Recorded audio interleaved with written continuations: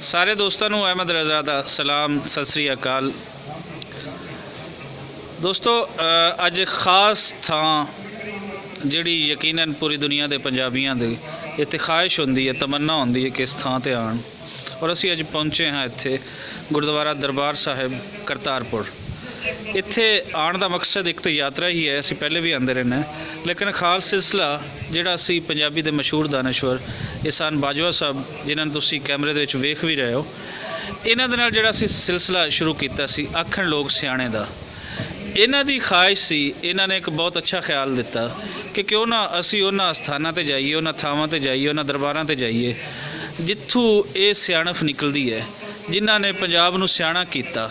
पंजाब एवें तो नहीं सियाणा होया कि लोक जिहड़ी सियाणफ है ये साडे सामने आई, इहदे पिछे जिहड़े गुरुआं सूफियां दा एक लंबा पंध है वो भी चल वेखीए, तो नाले उत्थे चल के ते ए कुछ जिहड़ी अगलियां किस्तां हैं वो बयानीए। सो इस टाइम साडे नाल हैं एहसान बाजवा साहब। एहसान बाजवा साहब जी आयां नूं, तुसीं बड़ी सोहणी थां ते लैके आए हो, तो हुण असीं सिलसिला जिहड़ा एक टुटिया सी साडा पिछला उस नूं असीं शुरू करदे हां जी। ठीक है, मेहरबानी जनाब भट्टू साहब, खुश रहो जी। असी जिੱਥੋਂ तक के मुकाया सी ਉਹਦੇ ਤੋਂ ਅੱਗੇ ਹੈ जी। ठेल महाणिया बेड़ी कूं कप गिन लाहा।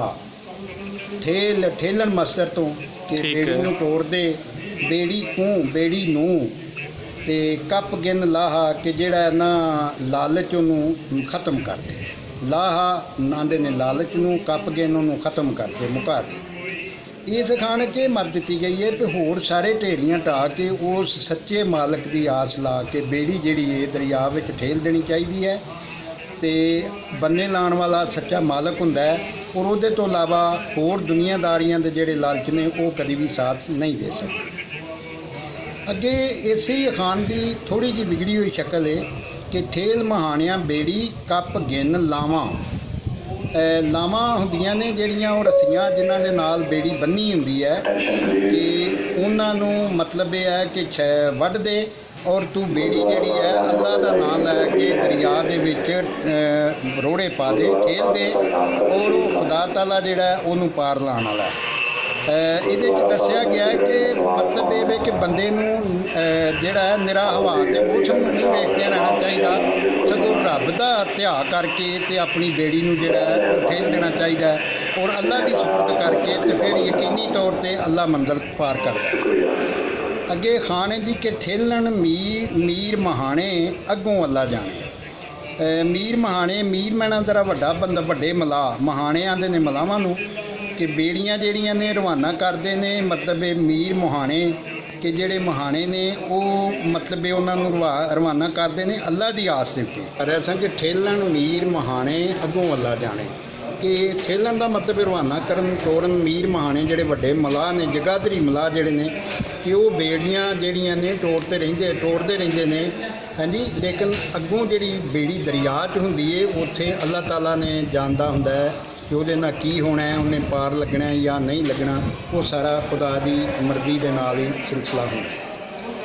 अगे जी जितया सो हारिया, हारिया सो मारिया, कि जिहड़ा बंदा जित जाता ना समझो वो हारिया ही हारिया, क्योंकि एक जित जिहड़ी है अगों उदों वध के जित जिहड़ी है कोई नसीब नहीं हुंदी, तो उन्होंने हार भी हो सकती है। इस वास्ते हारां ही जिहड़ियां ने ना बंदे लई मौत का सुनेहा दिंदियां ने, कि जिहड़ा बंदा जिते ना जी वो समझो कि वो अखीर है, उदों अगे जिहड़ी है ना जी दूजी मंजिल होर कोई नहीं।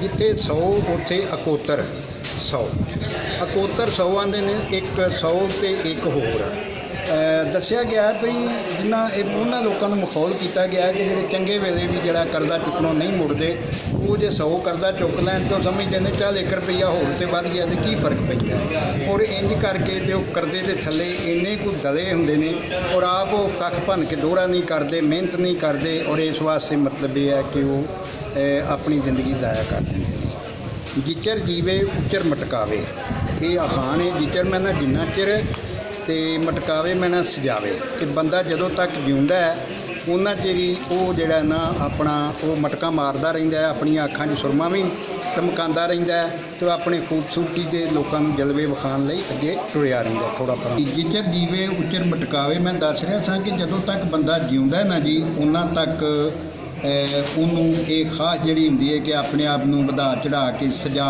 ਕੇ ਆਪਣੀਆਂ ਅੱਖਾਂ 'ਚ ਸੁਰਮਾ ਪਾ ਕੇ ਕੰਘੀ ਪੱਟੀ ਕਰਕੇ ਨਿਕਲੇ। ਤੋ ਇਹ ਸਾਰੀਆਂ ਜ਼ਿੰਦਗੀ ਨਾਲ ਖੇਡਾਂ ਨੇ। ਤੋ ਬੰਦੇ ਦੀ ਜਿੰਨਾ ਚਿਰ ਆਸ ਹੁੰਦੀ ਹੈ, ਜਿੰਨਾ ਚਿਰ ਜਿਉਂਦਾ ਹੁੰਦਾ ਹੈ, ਉਹਨਾਂ ਚਿਰ ਉਹ ਆਪਣਾ ਸੁਰਮ ਸਿਲਾਈ ਕਰਦਾ ਹੀ ਰਹਿੰਦਾ ਹੈ। ਅਗਲਾ ਅਖਾਣ ਹੈ ਜੀ ਕਿ ਜਿਚਰ ਦਮ ਤਿਚਰ ਗਮ। ਜਿਚਰ ਮਹੀਨਾ ਜਦੋਂ ਤੱਕ, ਤਿਚਰ ਮਹੀਨਾ ਉਸ ਵੇਲੇ ਤੱਕ, ਕਿ ਜਿੰਨਾ ਚਿਰ ਬੰਦੇ ਦੀ ਦਮ ਹੈ ਨਾ ਜ਼ਿੰਦਗੀ, ਜਦੋਂ ਤੱਕ ਬੰਦੇ ਦੀ ਜ਼ਿੰਦਗੀ ਹੈ ਉਹਨਾਂ ਚਿਰ ਉਹਨੂੰ ਗਮ ਜਿਹੜੇ ਨੇ ਕਿਤੇ ਨਾ ਕਿਤੇ ਘੇਰੀ ਰੱਖਦੇ ਨੇ, ਔਰ ਕੋਈ ਨਾ ਕੋਈ ਗਮ ਜਿਹੜਾ ਕਿਸੇ ਨਾ ਕਿਸੇ ਪਾਸਿਓਂ ਆਉਂਦਾ ਰਹਿੰਦਾ, ਕਿਉਂਕਿ ਜ਼ਿੰਦਗੀ ਜਿਹੜੀ ਹੈ ਇਹ ਵੀ ਦੁੱਖਾਂ ਦਾ ਘਰ ਹੈ। ਔਰ ਇਹਦੇ 'ਚ ਜਿੱਥੇ ਇੱਕ ਪਾਸੇ ਬੰਦੇ ਨੂੰ ਹਜ਼ਾਰਾਂ ਆਸਾਂ ਲੱਗੀਆਂ ਹੁੰਦੀਆਂ ਨੇ ਔਰ ਉਹ ਪੂਰੀਆਂ ਹੁੰਦੀਆਂ ਨੇ, ਉਹਨੂੰ ਖੁਸ਼ੀਆਂ ਮਿਲਦੀਆਂ ਨੇ, ਉੱਥੇ ਉਹਨੂੰ ਗਮ ਵੀ ਜਿਹੜੇ ਨੇ ਕਦੀ ਕਦੀ ਆ ਕੇ ਜੱਫਾ ਪਾ ਲੈਂਦੇ ਨੇ। ਅੱਗੇ ਅਖਾਣ ਇਹਦੇ ਨਾਲ ਮਿਲਦਾ ਜੁਲਦਾ ਕਿ ਜਿਚਰ ਸਾਂਸ ਤਿਚਰ ਆਸ, ਕਿ ਜਿੰਨਾ ਚਿਰ ਬੰਦੇ ਦੀ ਸਾਹ ਹੈ ਨਾ ਜੀ, ਉਹਨਾਂ ਚਿਰ ਉਹਨੂੰ ਆਸ ਰਹਿੰਦੀ ਹੈ ਕਿ ਬੰਦਾ ਜਿਹੜਾ ਨਾ ਜਿੰਨਾ ਚਿਰ ਜਿਉਂਦਾ ਰਹਿੰਦਾ ਉਹਨਾਂ ਚਿਰ ਦੁਨੀਆ 'ਤੇ ਆਸ ਰੱਖਦਾ ਕਿ ਮੇਰਾ ਫਲਾਣਾ ਵੀ ਕੰਮ ਪੂਰਾ ਹੋ ਜਾਏਗਾ, ਫਲਾਣਾ ਵੀ ਕੰਮ ਪੂਰਾ ਹੋ ਜਾਏਗਾ। ਔਰ ਉਹ ਜਿੰਨਾ ਚਿਰ ਉਹ ਆਖਰੀ ਸਾਹ ਉਹਦਾ ਹੁੰਦਾ ਹੈ ਉਹਨਾਂ ਚਿਰ ਉਹ ਕਦੀ ਵੀ ਮਤਲਬ ਹੈ ਕਿ ਉਹ ਆਸ ਤੋਂ ਨਿਰਾਸ਼ ਨਹੀਂ ਹੁੰਦਾ। ਅੱਗੇ ਖਾਣ ਹੈ ਜੀ ਕਿ ਜਦ ਤੱਕ ਸਾਂਸ ਤਦ ਤੱਕ ਆਸ। ਇਹਦੇ ਵੀ ਮੈਨੇ ਬਿਲਕੁਲ ਉਹੀ ਨੇ ਜਿਹੜੇ ਮੈਂ ਪਹਿਲੇ ਖਾਣ 'ਚ ਦੱਸੇ ਨੇ ਜੀ। ਅਤੇ ਅੱਗੇ ਵੀ ਜਿਸ ਸਾਹ ਦਿੱਤੇ ਉਹ ਗਰਾਹ ਵੀ ਦੇਸੀ। ਸਾਹ ਆਉਂਦੇ ਨੇ ਸਾਂਸ ਨੂੰ ਅਤੇ ਗਰਾਹ ਆਉਂਦੇ ਨੇ ਰੋਟੀ ਦੀ ਬੁਰਕੀ ਨੂੰ।